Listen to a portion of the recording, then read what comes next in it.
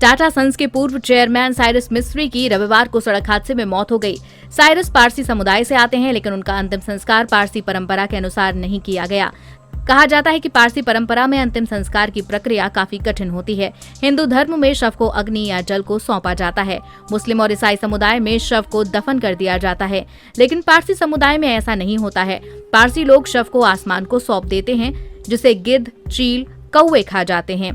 आखिर पारसी संप्रदाय में अंतिम संस्कार कैसे किया जाता है?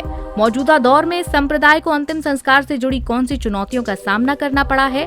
साइरस मिस्त्री का अंतिम संस्कार के लिए परंपरा को क्यों बदला गया? आइए जानते हैं।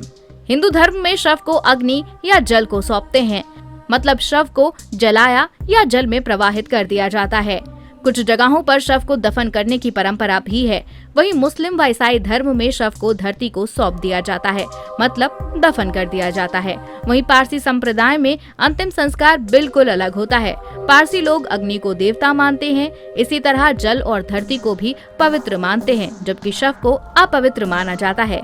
ऐसे में उनका मानना है कि शव को जलाने, प्रवाहित करने या दफन करने से अग्नि, जल या धरती अपवित्र हो जाती है। ऐसा करने से ईश्वर की संरचना प्रदूषित होती है, इसलिए पारसी समुदाय में शव को आसमान को सौंप दिया जाता है। अब आप सोच रहे होंगे कि आखिर पारसी लोग कैसे शव को आसमान को सौंपते हैं? दरअसल इसके लिए टावर ऑफ साइलेंस बनाया गया है। इसे दखमा भी कहा जाता है।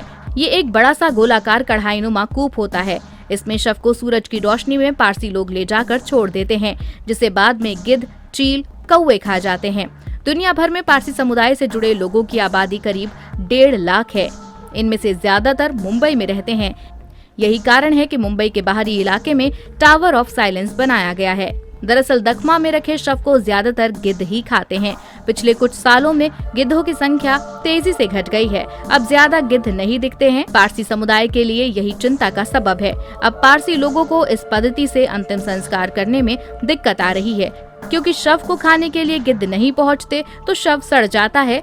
इसके चलते दूर दूर तक बदबू फैल जाती है और बीमारी फैलने का डर होता है। कोरोना काल के दौरान भी ये मुद्दा उठा था।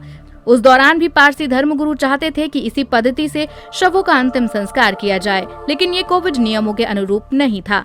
विशेषज्ञों ने इसके लिए तर्क दिया कि इस कारण से संक्रमण फैलने का खतरा बढ़ जाएगा। पक्षियों में भी संक्रमण फैल सकता है। ऐसे में ये मामला सुप्रीम कोर्ट भी पहुंचा।